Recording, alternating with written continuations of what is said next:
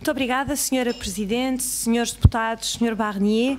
Agradecemos naturalmente a sua presença aqui hoje, num dia especialmente relevante, em que as dúvidas, na realidade, se adensam sobre a situação do Reino Unido na União Europeia.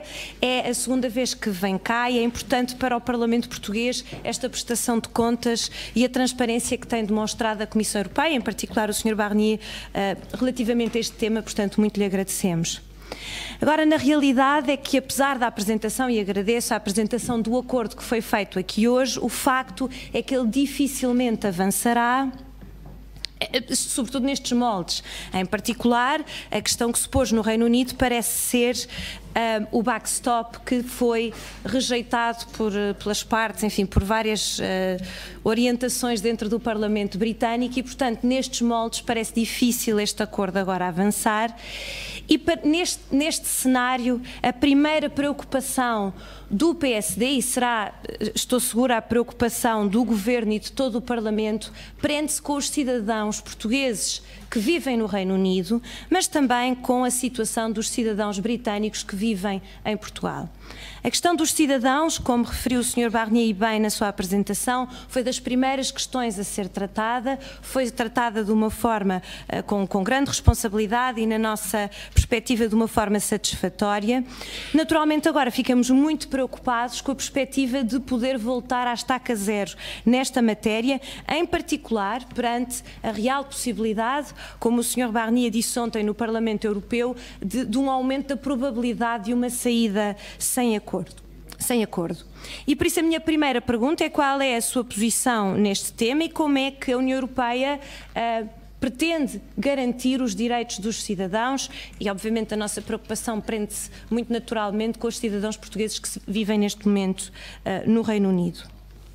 A Sr. Barnier, o acordo, o resultado no Parlamento Britânico mostrou que há motivações muito diversas para a rejeição do acordo, motivações que por vezes são diametralmente opostas e será muito difícil obter. Por isso, a posição do PSD, que é fundamental e urgente que o Reino Unido clarifique a sua posição, não só por causa da relação dos cidadãos que nós referimos, mas também por causa das relações comerciais, onde Portugal tem um déficit face ao Reino Unido em termos comerciais e, portanto, naturalmente questionamos como poderemos encontrar uma solução para estas questões. E perante este cenário, pergunto se há possibilidade, em primeiro lugar, de reabrir alguns pontos do acordo, de forma a permitir efetivamente evitar a saída sem acordo. Em que condições é que estaria a União Europeia disponível para o fazer e em que partes do acordo é que seria possível fazê-lo, considerando que a questão irlandesa tem sido realmente um grande ponto de contenda no Reino Unido. E, em segundo lugar, tem havido notícias nesse sentido, se o Reino Unido pedir um adiamento da data de saída, que parece ser o sentido em que as coisas estão a avançar, será que a União Europeia pretende aceitar esse adiamento? E aqui põe-se duas questões. Um adiamento muito curto não resolve grande coisa, porque a situação como ela está, com um adiamento curto, não se prevê que seja possível fazer grandes alterações ao acordo ou um grande, enfim, movimento de tentar convencer os deputados britânicos e, portanto, não se prevê que um adiamento curto seja muito útil.